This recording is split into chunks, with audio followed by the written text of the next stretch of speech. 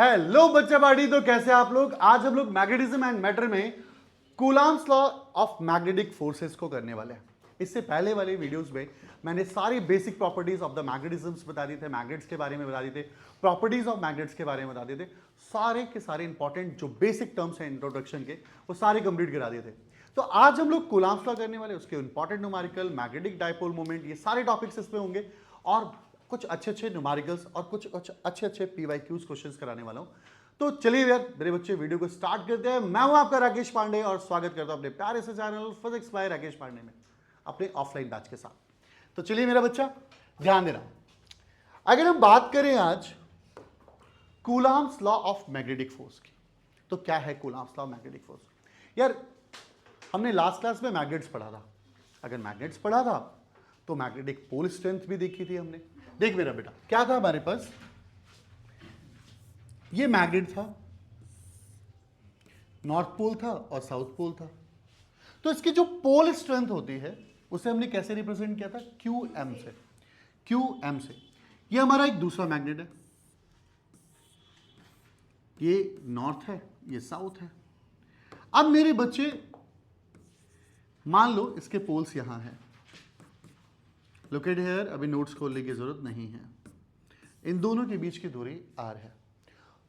अगर ये दोनों मैग्नेट्स पास पास रखे हुए हैं, वट इन दोनों के बीच में फोर्स ऑफ अट्रैक्शन है या फोर्स ऑफ रिपल्शन है, वट जो भी फोर्स है, फोर्स ऑफ अट्रैक्शन हो चाहे फोर्स ऑफ रिपल्शन हो, तो कूलम्ब्स लॉ का कहना है force between two poles is directly proportional to the product of the pole strength. याद आ रहा है? बिल्कुल सेम डेफिनेशन है। And inversely proportional to the square of distance between them. वहां पे क्या होता था? दो चार्जेस के बीच में फोर्स निकालते थे, कहते थे दो चार्जेस के बीच में लगने वाला फोर्स डायरेक्टली प्रोपोर्शनल होगा product of the magnitude of charges के, और इनवर्सली प्रोपोर्शनल होगा square of distance between them के। सेम एज इट इज यहां पे भी ऐसा ही होता है। जब हम यहां पर प्रोपोर्शनल साइन हटाते हैं तो k कांस्टेंट आता है, Q M one Q M two by R square. अगर आप ध्यान दें तो ये होता है मैग्नेटिक कांस्टेंट। मेरा बेटा ये मैग्नेटिक कांस्टेंट है, और मैग्नेटिक कांस्टेंट है तो क्या हुआ? F इक्वल टू, ये k को हटाऊंगा, यहां आएगा mu naught upon 4 pi Q M one Q M two by R square.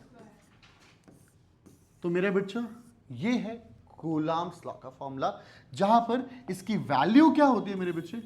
इसकी वैल्यू होती है 10 की पावर -7। 10 की पावर -7।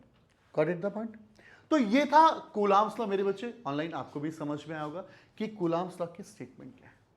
अगर मैं इस पार्ट को आगे बढ़ाऊं और आगे अगर हम ध्यान से सुने तो एक टॉपिक आता है मैग्नेटिक डाइपोल मोमेंट। ये एक साथ ही मर्ज हो गए हैं। मैग्नेटिक डाइपोल मोमेंट,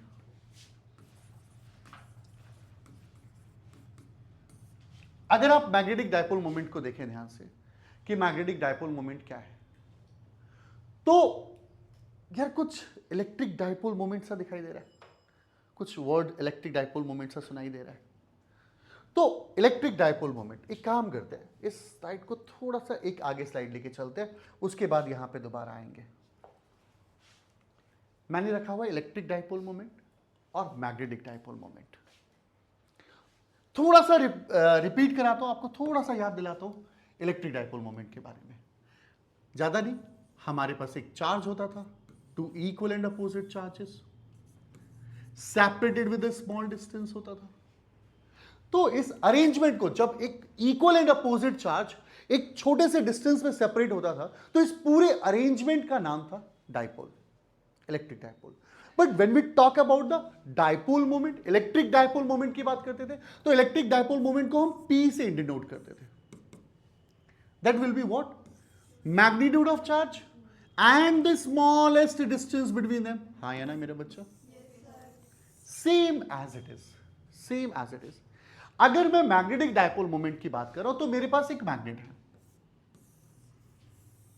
और मैग्नेट में मान लीजिए नॉर्थ पोल और ये साउथ पोल है। अब इन दोनों के बीच की दूरी को मैंने 12 कंसीडर कर लिया। इन दोनों की जो पोल स्ट्रेंथ है that will be the QM, और ये की पोल स्ट्रेंथ क्या है QM। मैंने आपको लास्ट क्लास में ही बताया था कि अगर मेरे पास एक मैग्नेट गिवन होगा, अगर मेरे पास एक मैग्नेट गिवन होगा, तो मैग्नेट में जितनी बार भी आप पोल्स की बात करेंगे, अगर एक मैग्नेट सिंपल सा मैग्नेट गिवन है तो उसकी पोल स्ट्रेंथ सेम होगी।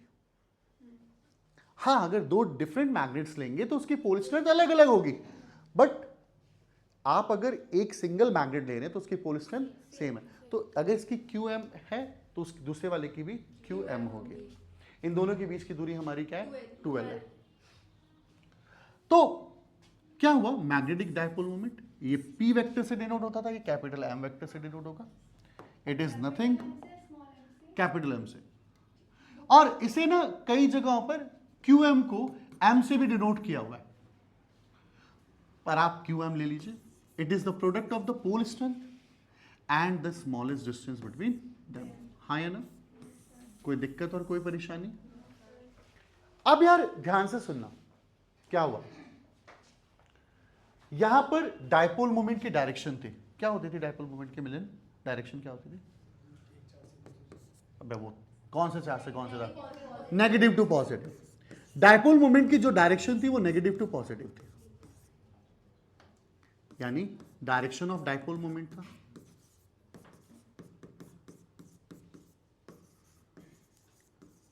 Direction of dipole moment. अब यहां पर क्या होता है, इसकी जो डायरेक्शन होती है फ्रॉम साउथ टू नॉर्थ,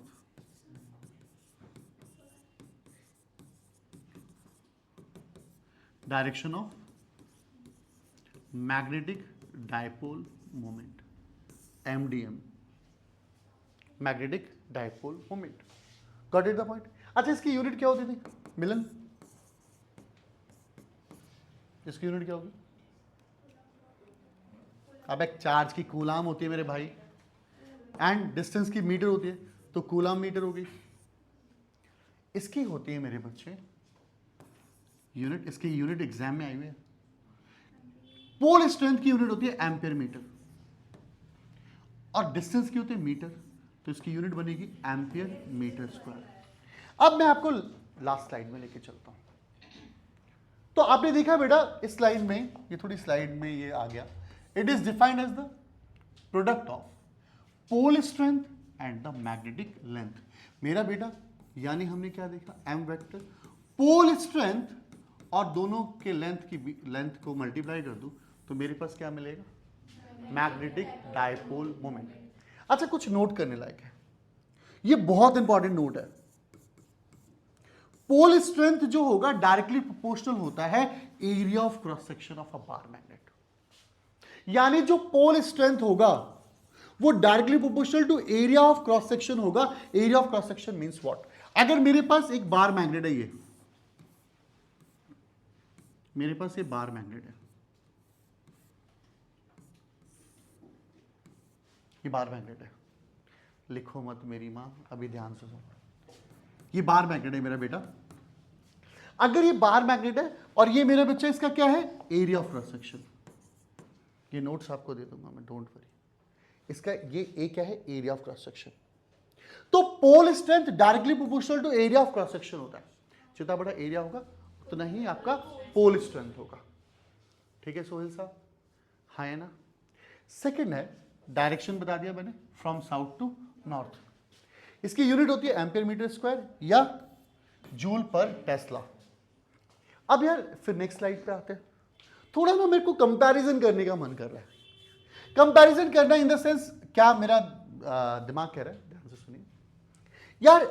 यहां डायरेक्शन नेगेटिव टू पॉजिटिव होती है, यहां साउथ टू नॉर्थ होती है। तो ऐसा करें तो क्या गलती होगी, साउथ को हम नेगेटिव की तरह ट्रीट करें और नॉर्थ को पॉजिटिव। जिस तरीके से चैप्टर 1 में हमने चार्ज को एक जगह नेगेटिव लिया हुआ है, एक जगह चार्ज को पॉजिटिव लिया हुआ है, सेम एज इट इज हम क्या करते हैं, साउथ को नेगेटिव और नॉर्थ को। अब उसी तरीके से हमारे बहुत सारे कॉन्सेप्ट क्लियर होंगे। मैग्नेटिक फील्ड लाइंस निकालना, मैग्नेटिक फील्ड को निकालना, फोर्स को निकालना, एक्स वाई जेड, बहुत सारी चीजें। एक चीज और, अब जब ये करा ही रहा हूं तो आपसे एक और चीज पूछता हूं। अगर सपोज करें कि एक चार्ज है, एक चार्ज है और वो चार्ज इलेक्ट्रिक फील्ड में रखा हुआ है। अगर एक चार्ज Q है, एक इलेक्ट्रिक फील्ड में रखा है, तो उस पर फोर्स कितना लगेगा? है सृष्टि जी,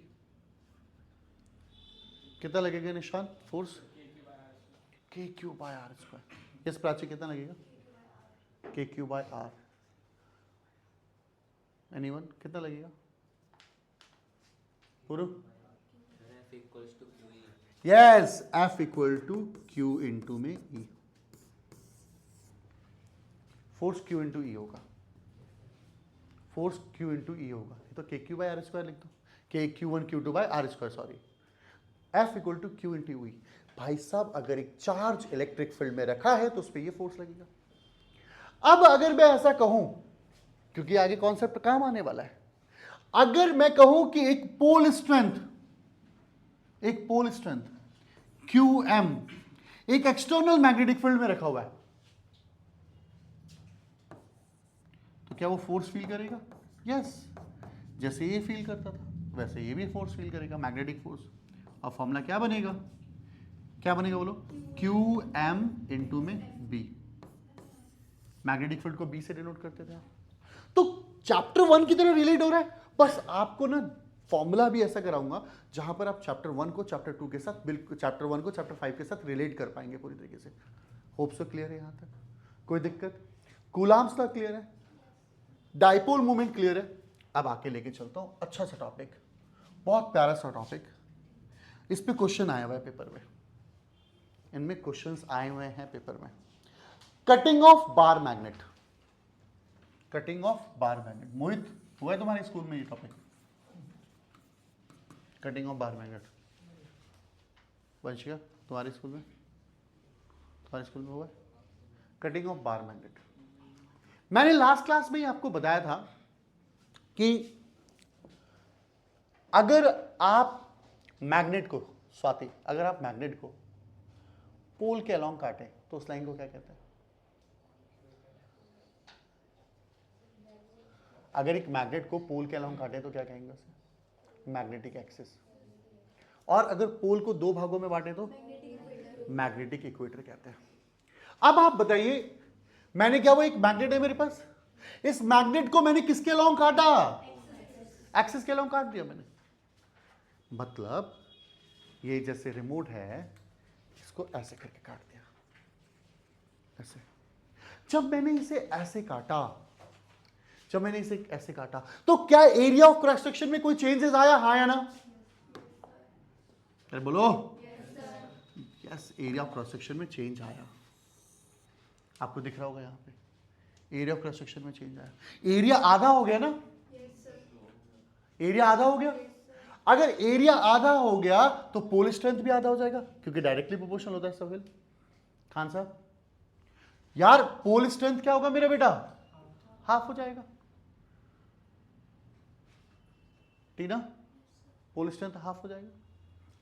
अगर मैं मैग्नेटिक डायपोल मोमेंट निकालूं, initial magnetic dipole moment, initial magnetic, जब कटा पिटा नहीं था, तो क्या होगा? QM इंटू में 2L। यस और नो? ये क्या है? Initial magnetic dipole moment, MDM, initial MDM है। भाई साहब, अगर हम इसको काट दें और वो भी एक्सिस के अलाउंग काट दें, तो मैं कहता हूं न्यू MDM, तो QM/2 हो जाएगा ये तो। अबे यार, हाफ हो गया ना ये। अयान, समझ में आ रहा है? झूठ बोलना पाप। नदी किनारे सांप। लेंथ कितना है? उड़ी बाबा, ये क्या हुआ? QM इंटू 2L क्या होता है? इनिशियल MDM होता है। यानी मेरे बच्चे, मैं इसे M' M/2 लिख सकता हूं। यानी एमडीएम कितना हो जाएगा, हाफ, इनिशियल के हाफ हो जाएगा, पेपर में क्वेश्चन आया हुआ है। अगर मैं उसको दो पीसेस में काट दूं, अगर उसको दो पीसेस में काट दूं, दो पीसेस में काटो तो क्या area of cross section change हो रहा है निशान, एरिया ऑफ क्रॉस सेक्शन बदल रहा है? अब एक गधे, एरिया ऑफ क्रॉस सेक्शन कैसे हाफ हो जाएगा मेरे बेटा? मेरा बच्चा यार, एक बात था निशांत, ये मेरा बेटा, ये एक एरिया है, ठीक है, और ये यूनिफॉर्म एरिया है। अगर तू यहां से काटेगा तो जितना ये एरिया है उतना ही तो इधर भी रहेगा, लेंथ चेंज होगी, एरिया नहीं बदलेगा, लेंथ बदलेगा, एरिया ऑफ क्रॉस सेक्शन नहीं बदलेगा मेरे बेटा, एरिया सेम रहेगा निशांत, एरिया सेम रहेगा, लेंथ बदल जाएगा। माही बेटा, हाँ है ना, पक्का?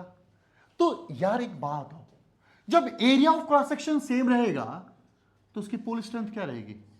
सेम रहेगी, यानी इसकी पोल स्ट्रेंथ क्या रहेगी? क्यूएम रहेगी। तो अगर मैं एमडीएम निकालूं, एम डैश, तो क्यूएम इंटू में एल होगा। भाई साहब मैंने क्या किया, multiply and divide this equation by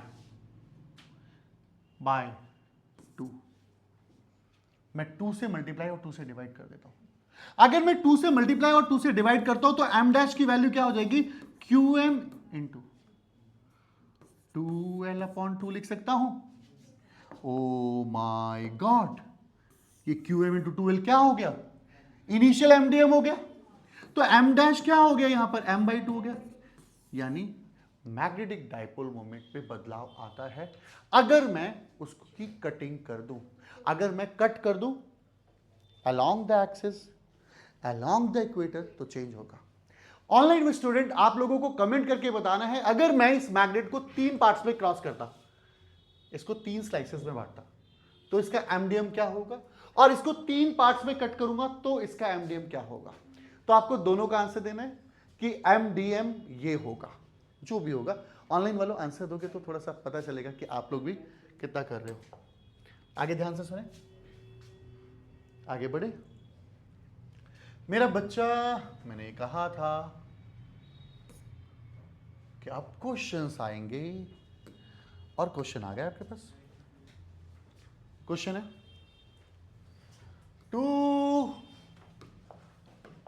magnetic poles, one which is 4 times stronger than the other। मेरा बच्चा, एक पोल स्ट्रेंथ है QM, उसको हम X मान लेते हैं, और दूसरा वाला पोल स्ट्रेंथ जो है वो 4 टाइम्स है। Exert a force of 5 GF, GF girlfriend नहीं है, ग्राम फोर्स है, 5 GF। अब निशान सोच रहा होगा 5 गर्लफ्रेंड, अरे बाबू ग्राम को केजी में चेंज करिए, गर्लफ्रेंड छोड़ दीजिए, केजीएफ हो जाएगा। ओ माय गॉड, केजीएफ, कौन सा हीरो है वो केजीएफ वाला? है यश, यश ना।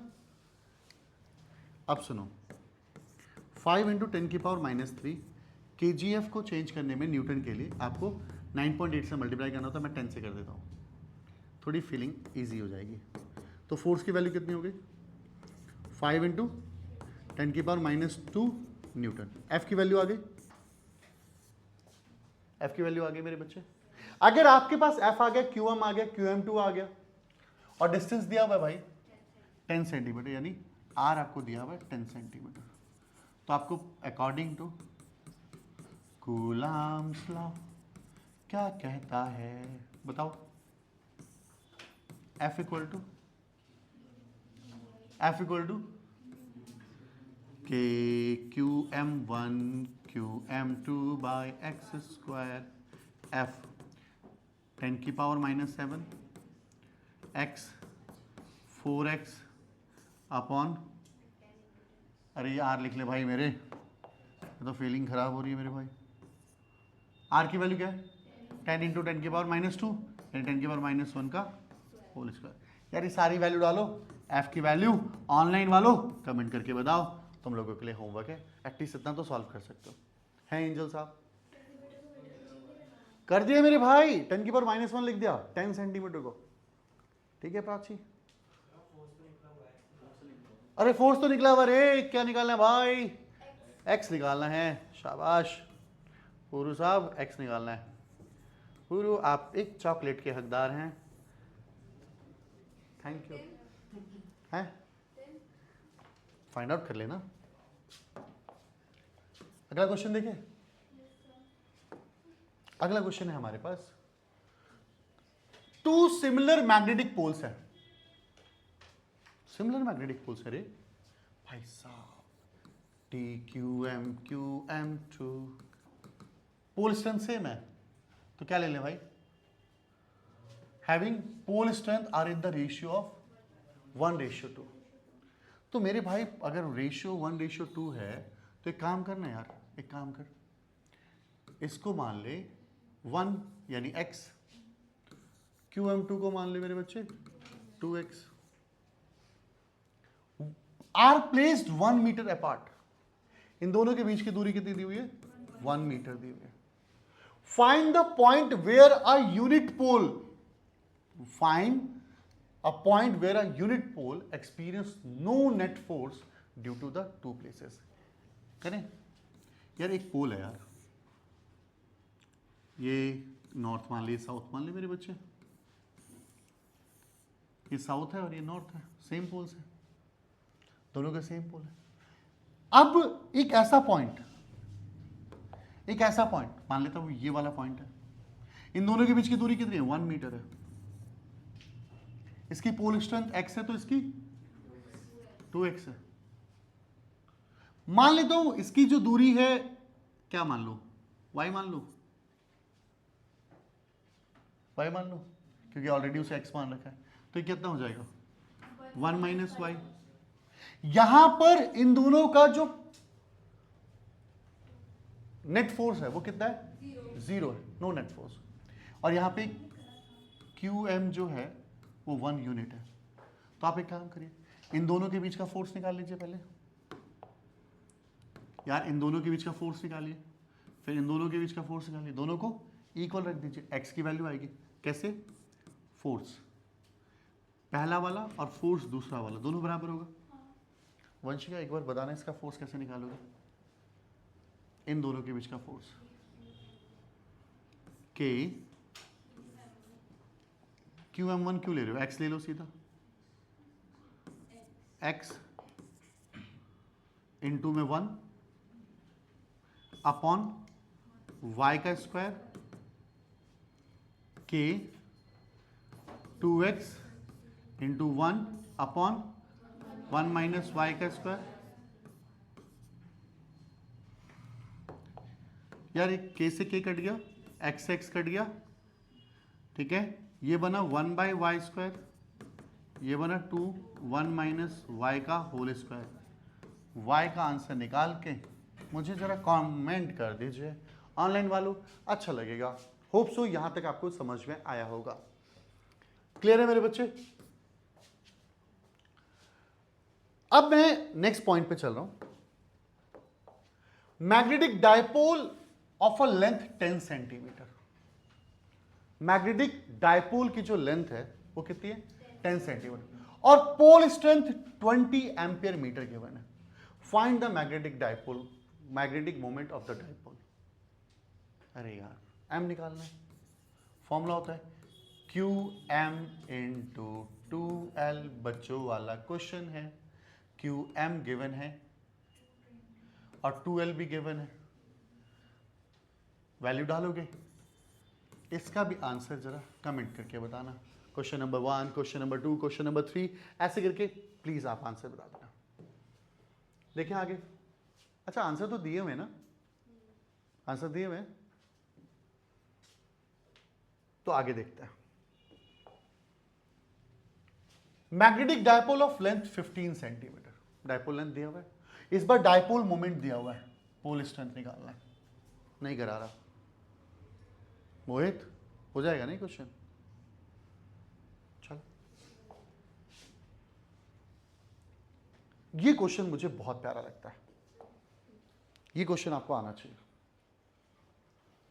अ स्टील वायर ऑफ लेंथ 1 है ना, एल है, has a magnetic moment is M.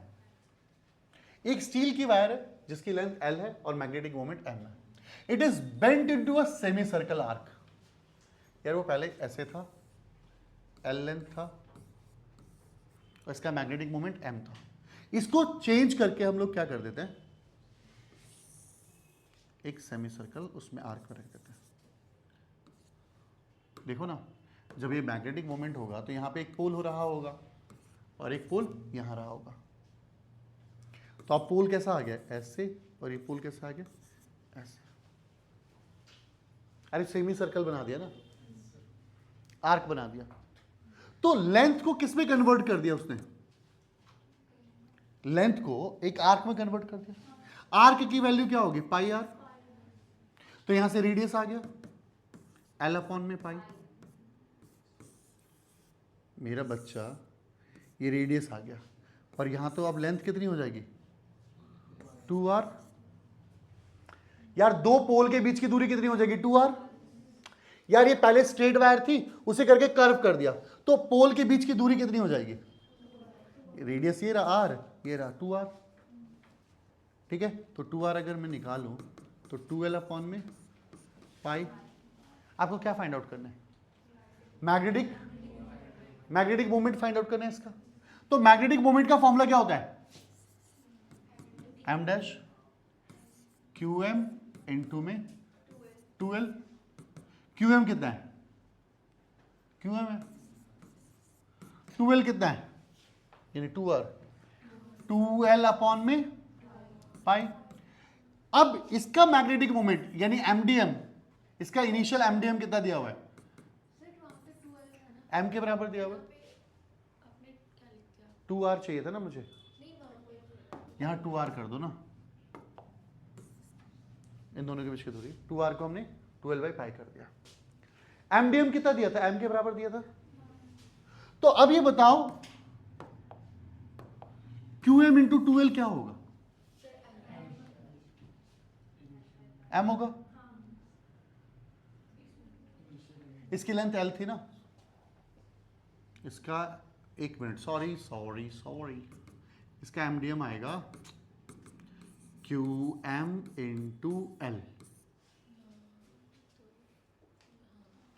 इसका एमडीएम आएगा QM into l।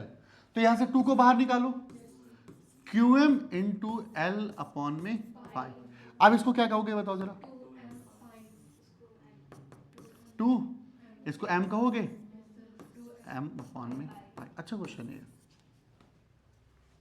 Hope so clear है यहां तक, पक्का। Magnetic lines. तो मेरे बच्चे, अभी तक हम लोगों ने आज कूलम्ब्स लॉ और मैग्नेटिक डाइपोल मोमेंट देखे, उसके इंपॉर्टेंट न्यूमेरिकल्स देखे। तो अब हम लोग नेक्स्ट क्लास में पढ़ेंगे मैग्नेटिक फील्ड लाइंस के बारे में। होप सो अभी तक आपको समझ में आएगा। मिलते हैं नेक्स्ट वीडियो में, तब तक के लिए आप सभी को राधे राधे, बाय बाय मेरे दोस्त।